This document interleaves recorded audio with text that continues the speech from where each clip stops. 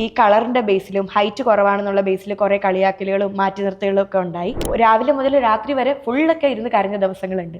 അത്ര ഞാൻ ഡൗൺ ആയി പോയിട്ടുണ്ട്. ഒരു അധ്യാപിക എന്ന നിലയിൽ അക്ഷയുടെ ലൈഫ് അങ്ങനെ തിരിഞ്ഞു നോക്കുമ്പോൾ ഏറ്റവും പ്രൗഡായിട്ട് തോന്നിയ ഒരു അധ്യാപക ജീവിതത്തിലെ മൊമെന്റ് ഏതായിരിക്കും? അതായത് ഒരുപാട് കാര്യങ്ങൾ തരണം ചെയ്താണല്ലോ ഞാൻ ഇവിടെ എത്തിയത്. ഈ അധ്യാപിക എന്നൊരു പൊസിഷൻ ആ ഒരു ഇതിലേക്ക് എത്തുന്നത്.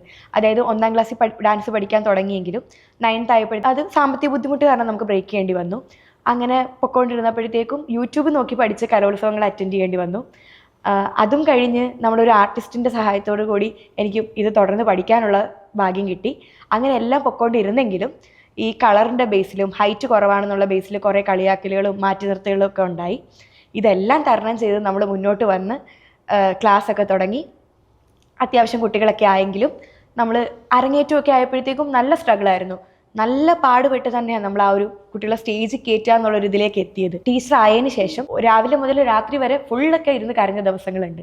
അത്ര ഞാൻ ഡൗൺ ആയി പോയിട്ടുണ്ട്. ഇപ്പം ഞാൻ ശരിക്കും പറഞ്ഞാൽ എനിക്ക് തന്നെ അറിയാം ഞാൻ കുറച്ചുകൂടെ സ്ട്രോങ് ആണെന്ന്. അതെല്ലാം കഴിഞ്ഞ് ഞാൻ ഈ കുട്ടികൾ അരങ്ങേറ്റം ചെയ്യുന്ന ആ സ്റ്റേജിൽ നിന്ന് നട്ടുവാങ്ങം ചെയ്യുമ്പം എനിക്കതൊരു വലിയ പ്രൗഡ് മൊമെൻറ്റ് തന്നെ ആയിരുന്നു.